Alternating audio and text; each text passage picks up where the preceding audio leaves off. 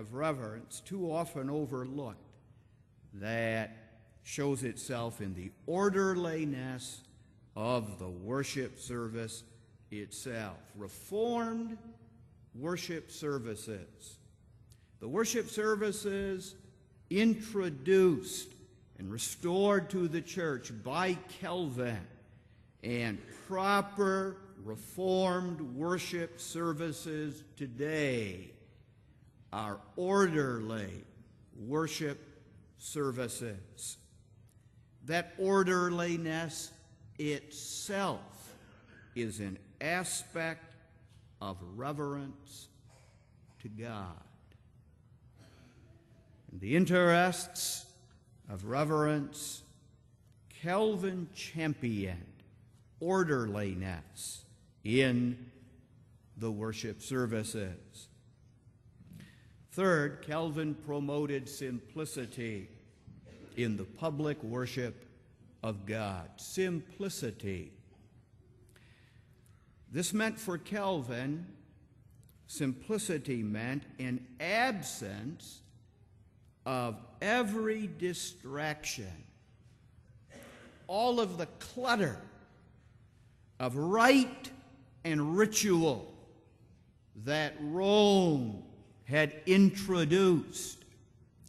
Rite and ritual that entertained but did not serve the fundamental purpose of the worship of God. Worship services are to be simple, Calvin taught, altogether uncomplicated, free from all outward show. Even the church building in which God's people were to gather for worship must reflect this simplicity, as our church building does. Simplicity is not at odds with beauty, just as the most beautiful woman is not the made-up woman. Beauty is not at odds with and doesn't rule out simplicity. This is true beauty in the worship of God. Simplicity.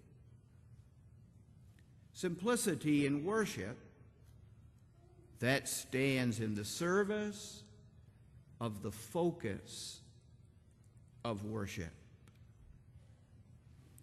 God. God and the glory of God. That must be the focus. All of the elements of worship must be concentrated on that. None of them must distract. None of them must call attention to themselves. And certainly, the focus must not either be on the one officiating, the one leading the service, but the focus must be on God. And therefore, worship must be characterized by simplicity. In his exposition of John 4, verse 22, John 4 is the chapter that deals with Jesus' conversation with the Samaritan woman and the conversion by the sovereign grace of God of the Samaritan woman and others in her village. Calvin writes, "Armed with this testimony, let us not hesitate to condemn the papists in all their inventions and despise their reproaches. For why should we fear when we hear that God is pleased with this bare and simple worship, which is disdained by the papists, because it is not swollen with a mass of ceremonies?" Fourth, Calvin insisted that worship must be spiritual. Spiritual worship. In worship, we meet God. That's what worship is. That is the heart of worship. But we meet God by faith. By faith. Faith, therefore, is the means by which we worship God, and the means by which we worship God in a way that pleases Him.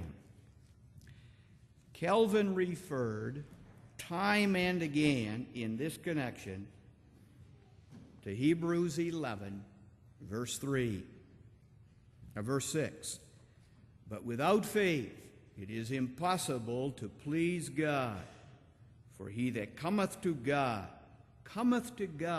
in worship, must believe that he is, and believe that he is a rewarder of them that diligently seek him. By faith we come to God in worship, not by means of that which is outward, that which appeals to the senses, form and ritual, but we come to God in worship by means of a true and a living faith. That we worship God by faith also underscores the fundamental truth that it is God and God alone who is worthy of the church's worship. This too was insisted upon by Calvin. No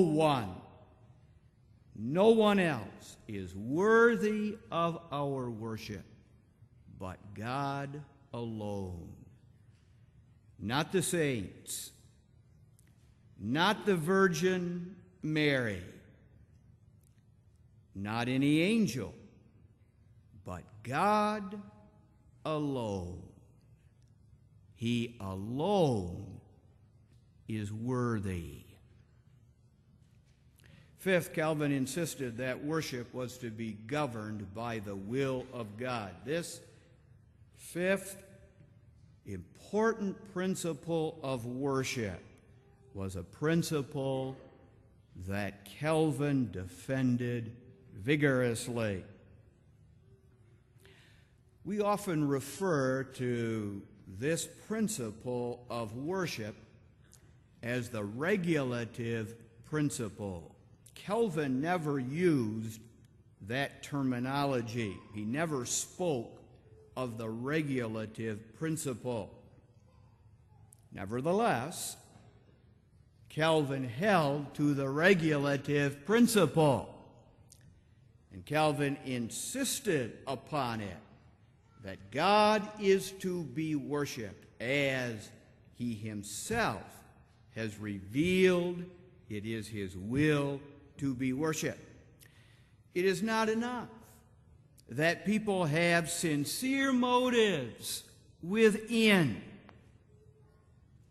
The only worship that pleases God is worship according to his word. We would not agree entirely with Calvin in his application of this principle. We sang tonight, and we will sing Sunday in accompaniment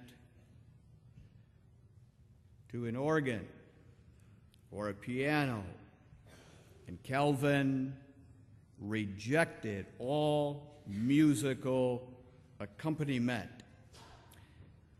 And there were a couple of other applications of this principle to worship with which we would not agree. Nevertheless, those are matters of